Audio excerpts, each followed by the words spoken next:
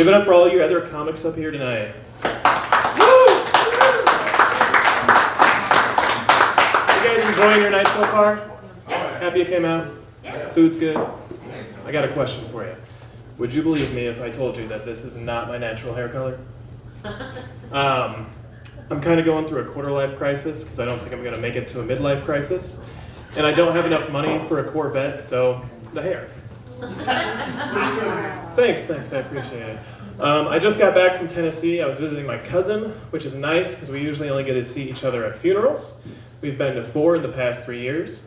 And when we were having dinner, she put how I felt about those 3 years really well. She described it like being on the most fucked up game of Survivor, the award-winning show hosted by Jeff Probst. And we're just not getting voted off. And instead of immunity idols, we get depression and PTSD. And instead of winning $1 million, we get fancy and engraved urns. It's not that bad, though. It's nice hanging out with my cousin because we go hiking in the mountains, and we always start off small. We're like 3 miles, not too bad. I'll wear my flip-flops, great idea. And then we get to a fork in the road, and it's another 3-mile path that way. And we're like, all right, we're feeling good. And we keep going. Then another 3 miles, another 3 miles. Then after 2 hours and like stubbing my big toe 10 times, we've already gone through the 5 stages of grief, and we're slowly slipping into a 6th spicy stage of grief we like to call Disney songs and horror sounds. Because by this point, we're just so delirious that we're like cry laughing maniacally and singing Hakuna Matata all the way through the Smokies. And it's really not that bad. It's a great experience. And the best part is when we get to like crest a hill and see the families that hurt us before they saw our bleeding, sweating bodies. And that's just the nice icing on the cake for that one. My cousin and I talk a lot. Grief will do that for you. And she told me about a date recently. And she started off with like, I started my day going to work. And I saw a cat that had been hit by a car on the side of the road. And she works with animals, so she decided she'd turn around and pull it off the road before it got hit again. But by the time she got there, it looked like a used roll of toothpaste.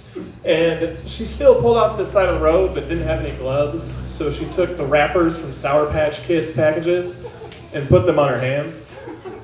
And then like just started bawling while pulling this poor cat off the side of the road, and then made eye contact with the car, and it just drove off.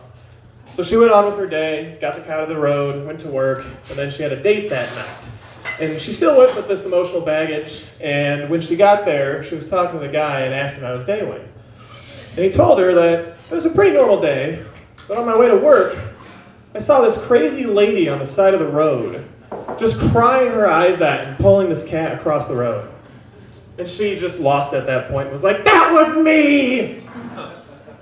Why? Because nobody else would do it! That's one hell of a first impression, but he must be a really nice guy because there was a second date.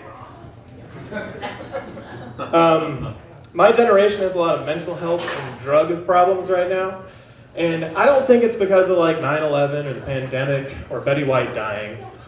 I think the real culprit is that we have to explain to our grandparents how to use technology. Because anybody who's had to like help their grandma install a printer over the phone knows a 5th or an 1/8 of something will fix that real quick. And like, they'll call you and you'll be like, no, it's not voice activated. No, the start menu is not Google. Grandpa, don't hit that porn site. Don't give them their credit card information. That's not a foreign print, so you're not going to get any money. It's a whole lot. It's enough to give you some anxiety. Okay. I like what a very small group of anti-vaxxers are doing. It's a very small group, but they're calling themselves purebloods, which is the moniker that the villain from a very popular Wizard series uses to call himself. And he's literally based off of Adolf Hitler.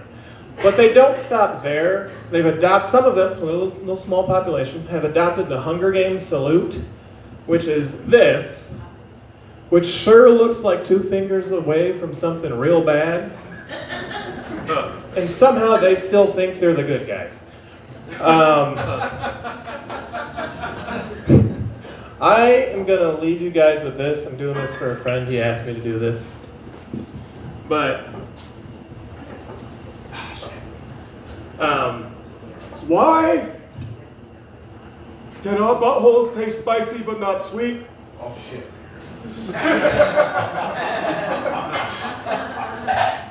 Why do I have to feel the burn of a pepper twice? When all I really want is the sweet kiss from a Twinkie. Thank you, you've been awesome.